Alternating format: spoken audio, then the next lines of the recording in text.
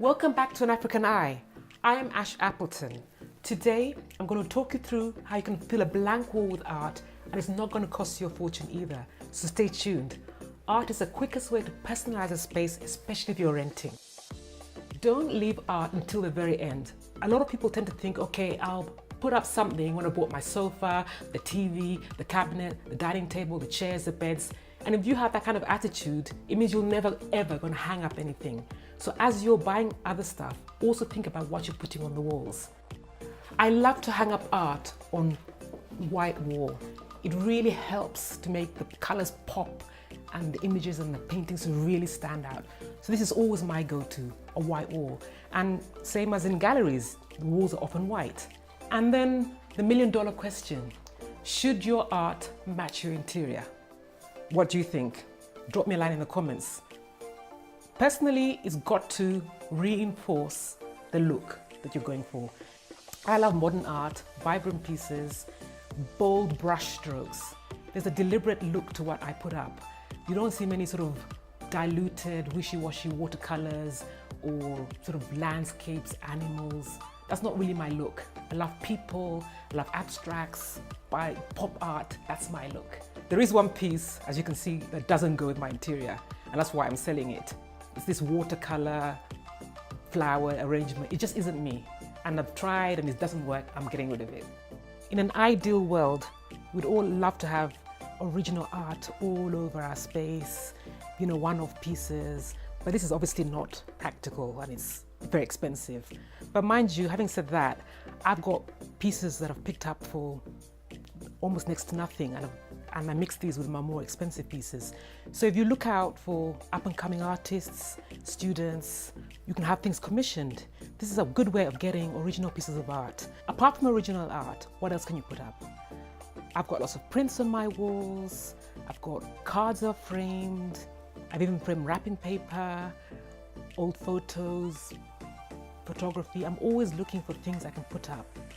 Don't rule out mood or inspiration boards as pieces of art. I've had this specially made from my studio, and it's been made here in Nairobi, and I love it. I feel energized when I walk into my studio and I look at everything I've put together.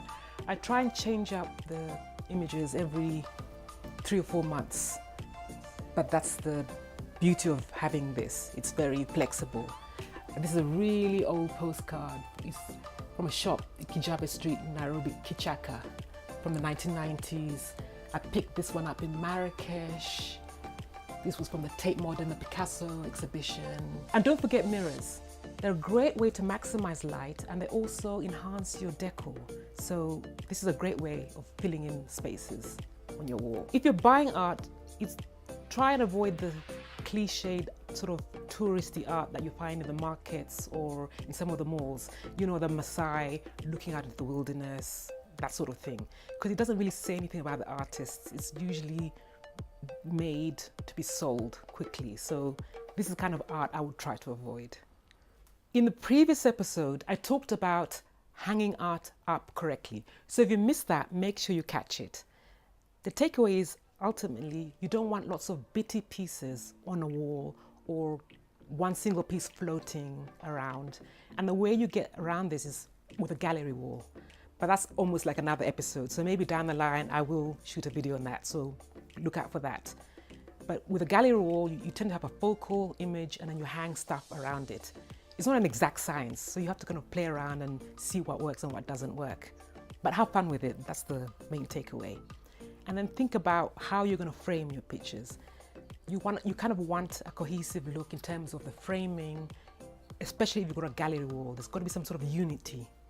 Otherwise, you're, again, asking people to be looking all over the place. And then for me, my mounts tend to be soft white.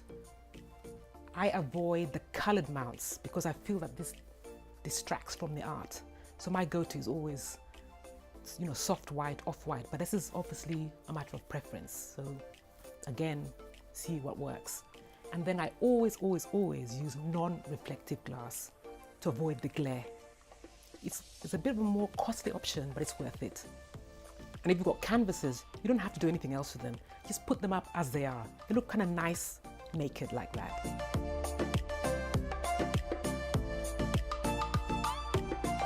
In the next episode, we're going to be right back here in my rooftop studio, and I'm going to show you how I use it for photography, editing, writing, entertaining, even sleeping sometimes. So make sure you catch that. Art is the quickest way to personalize your space, so it's got to be up front and center when you're styling your home. When you're buying your TV, when you're bringing in a new couch, think about what you're going to put on your walls. It doesn't have to cost a fortune. There's so many options out there. Be on the lookout when you're out and about. All the things you can bring in to put on your walls that say something about you and your space. It's really exciting. Art gives so much energy to your home, so don't leave it to the last minute. I hope you like this. I hope it's helpful. Give it a thumbs up, share, tell your friends, like, subscribe, and I'll see you soon. Bye.